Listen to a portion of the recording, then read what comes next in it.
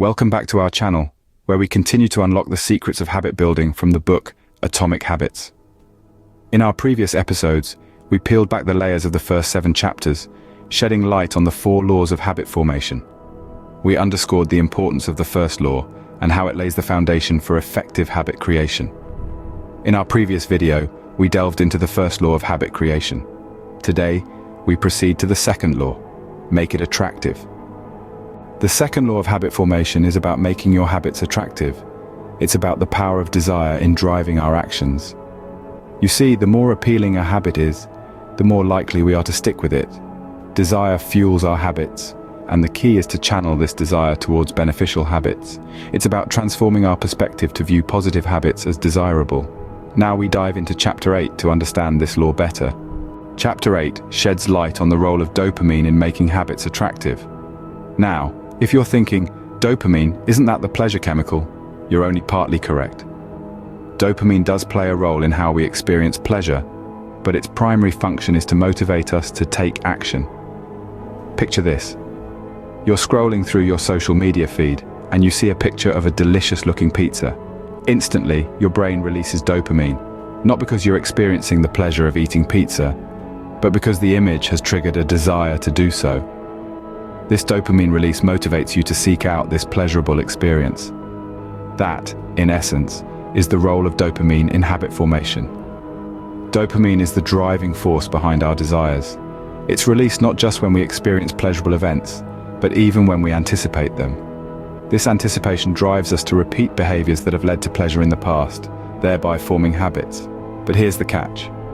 Dopamine is also released when we're presented with novel stimuli or unexpected rewards. This is why we get a dopamine rush when we receive a like or comment on our social media post. It's unexpected and novel, and it drives us to repeat the behavior, forming a habit of constantly checking our social media. So how can we use this knowledge to our advantage? By making our desired habits attractive and rewarding.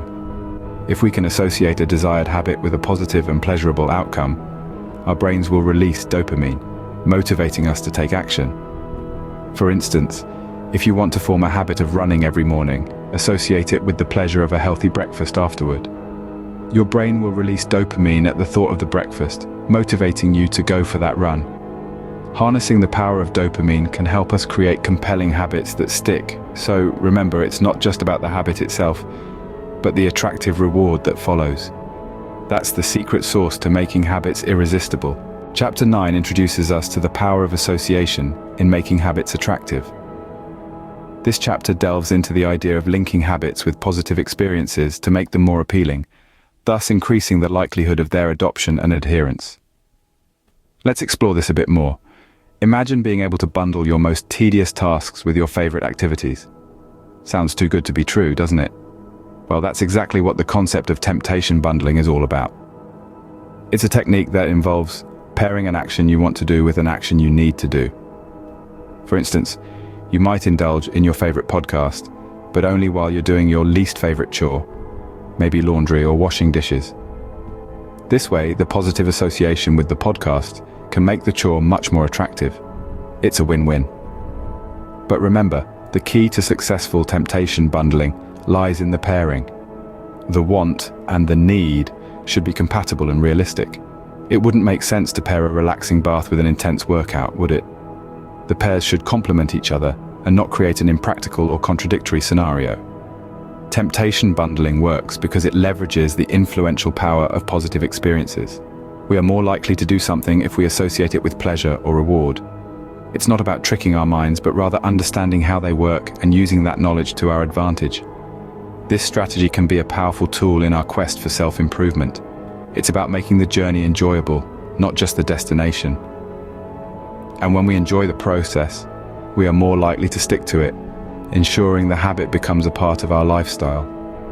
So the next time you find a habit hard to stick to, try pairing it with something you enjoy.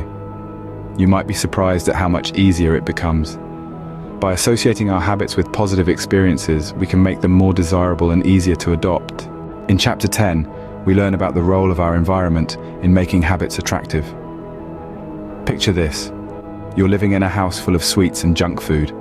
You're trying to maintain a healthy diet, but every time you open the fridge, you're greeted by a chocolate cake. That's an uphill battle, isn't it? The environment you're in can either make your habits attractive or throw a wrench in your progress. Our environment plays a pivotal role in habit formation. It's not just about having a strong will or determination. The environment can make good habits effortless and bad habits inconvenient. It's like a nudge in the right direction. Imagine you want to read more. If you keep a book on your nightstand, you're more likely to pick it up before sleeping. The book is visible, accessible, and thus, the habit of reading becomes more attractive. On the other hand, if the book is tucked away in a distant shelf, the effort to get it makes the habit less appealing. Similarly, if you're trying to eat healthier, keeping fresh fruits and vegetables within sight and junk food out of immediate reach can make the healthier choice more enticing. The environment in this case is subtly guiding your choices. So how can we use this knowledge to our advantage? Start by designing your environment to favor good habits. Make the cues of your good habits obvious and the bad ones invisible. This could mean placing your workout clothes at the foot of your bed so you see them first thing in the morning, or uninstalling distracting apps from your phone to increase productivity. Remember, a habit is attractive if it leads to a rewarding outcome. But if the journey there is filled with obstacles, it's easy to stray. By manipulating our environment, we can make that journey a little less daunting and a lot more rewarding. A supportive environment plays a vital role in making our habits attractive and sustainable. After all, we are products of our environment, and by shaping it, we shape ourselves. The second law of habit formation, make it attractive, is an essential step in creating lasting habits.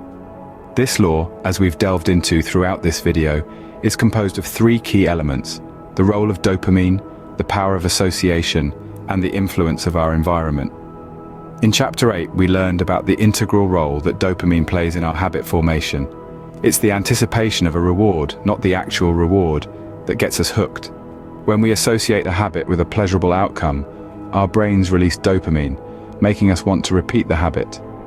It's not about the destination, but the journey. Next, in Chapter 9, we explored the power of association. Our habits are largely shaped by the people and things we associate with them. When we surround ourselves with positive influences, it becomes easier to maintain good habits. Conversely, negative associations can deter us from forming healthy habits. So choose your company wisely, as they have a significant impact on your habits. And finally, Chapter 10 taught us about the role of our environment.